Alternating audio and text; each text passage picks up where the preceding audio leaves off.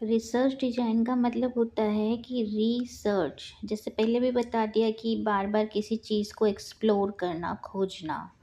Means to explore relationship between the different variable, अलग अलग राशियों के बीच में कोई रिश्ते को ढूंढना या सर्च करना रिसर्च कहलाता है। Is a scientific methodology in A control setting.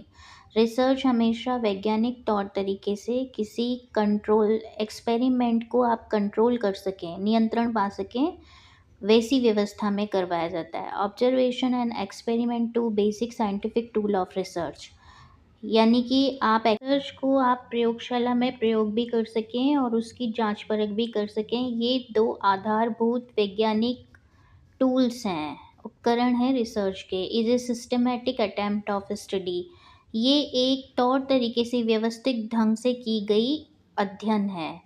1988 में रिसर्च डिजाइन को कर्लिंगर ने 3 भागों में बांटा: प्लान, स्ट्रक्चर और स्ट्रेटजी ऑफ इन्वेस्टिगेशन।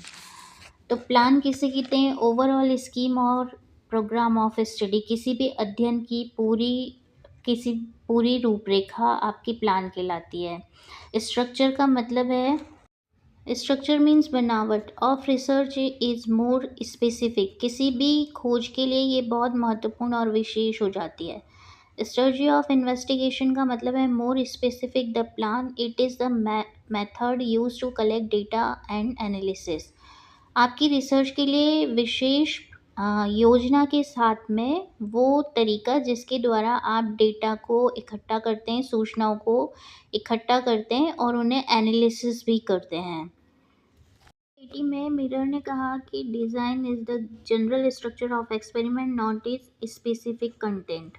उनका कहना था कि रिसर्च के लिए, एक्सपेरिमेंट करने के लिए एक साधारण ज़रूरत है डिज़ाइन, ये कोई स्पेसिफिक घटक नहीं है।